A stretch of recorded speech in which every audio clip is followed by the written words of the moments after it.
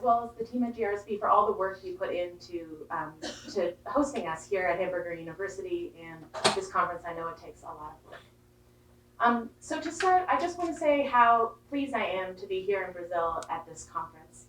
This weekend I had the real privilege to visit a farm here in Brazil that's owned by the president of the GTPS, Rachael. And it was a tremendous experience. And I don't know where else in the world you could visit a farm in a country that has more than 60% of native vegetation remaining, in a biome, the Cerrado, that's critically important ecosystem for the world and for Brazil, in a jurisdiction that has a sustainability program in partnership with the state in Mato Grosso, in a habitat that's supporting jaguars and a thriving ecosystem, indigenous communities in partnership with the farms, and a league of farmers who are showing that in practice, we can protect all of these amazing ecosystem services, reduce carbon, protect the environment, and most importantly, do that while having financially viable businesses. And so for me, it was powerful to be there in person, and it's really a tremendous story that Brazil, Argentina, Paraguay, you have, and the roundtables down here, a story that you have to tell the rest of the world. So thank you again for having me. And while I enjoyed my trip, I'm not here only because I wanted to see a farm in Brazil. I'm here for a reason, and that's because of the importance of Latin America and the importance of beef to McDonald's as a corporation. So as Leo mentioned, McDonald's is operating in 120 countries around the world. We have 37,000 restaurants, and we're feeding 1% of the world's population every day in our restaurants. 69 million people coming through our doors each day around the world. And since our founding, McDonald's is a proud hamburger company. We have beef on every menu around the world, and we're the largest purchaser of beef by volume globally. We have 5 burger brands at McDonald's that are worth $1 billion in sales annually each. The Big Mac that you eat in our restaurants represents $5 billion in sales annually for McDonald's. So beef is important for us as a business, and it's important for our customers. And beef coming from Latin America is important for McDonald's. Brazil is one of the countries that represents Brazil and 9 other countries represent more than 80% of our beef volumes. We're also purchasing beef from Paraguay and Argentina, and that beef is being used by Arcos Dorados, and we're also exporting that beef to our markets around the world. So the work that you're doing here on beef is important for our business. And our customers are telling us something else, that sustainability is important for them. So when they come to McDonald's to eat our Big Mac, they want to feel good about the food that they're eating.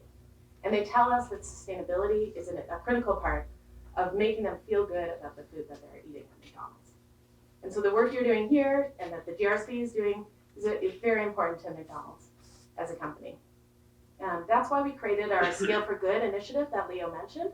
That's our sustainability work on areas where we feel we have an opportunity and a responsibility to be a leader in the world. Beef, for us, is the most important part of that work. Under our beef goal, we have work on purchasing volumes of verified sustainable beef, like that managed under GTPS JIPS and other programs.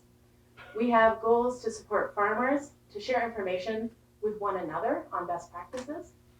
We have goals to invest in innovative research to support solving the most difficult challenges that we're all facing as an industry. And we have goals to recognize farmers who are best in class under our flagship Farmers Program. And finally, we have a goal to conserve forests so that we know that we can produce more beef, have thriving beef businesses on the existing land that's open around the world. And a few of the stories that we have in the McDonald's system right now about beef sustainability. In Canada, in June, we were proud to sell the first hamburger with a certified sustainable beef logo in our restaurants. It was an Angus burger sourced from Canadian cattle ranchers with the Canadian Roundtable Sustainable Beef logo on the packaging. And it's important that this menu item was successful because we talked about not only sustainability, but also the quality attributes, the Angus brand, and the local sourcing attributes together as a package. And that was important for us at McDonald's and was effective with our customers. In Europe, as Rory mentioned, the European Roundtable has set a climate target for their group. In Australia, they've set a target to be carbon neutral. And for us, seeing change from practice-based indicators to outcome-based indicators is very important, so that we can demonstrate to the world that we're making progress on important issues like climate, important issues like forests, and we know this work is happening on the ground. So the outcome-based targets is very important for us at McDonald's. Like I said, when I was on the visit, I saw in person that we can achieve some of these goals that we're working on. We know that we can sequester carbon in the soils through programs like rotational grazing. We know that we can reduce methane emissions. We know that we can conserve forests and increase beef production. And we know we can do this while increasing productivity, increasing yield, increasing the quality of the beef that we serve in our restaurants. So we know there's a positive story to tell the world on beef. McDonald's is committed to telling that story. We're also committed to purchasing that beef. Our expectations on forests, for example, will be in the McDonald's raw material specifications. So if you'd like to sell beef to McDonald's, it will be in our specifications. So we'll both use our voice to communicate a sustainable and thriving food system in the future.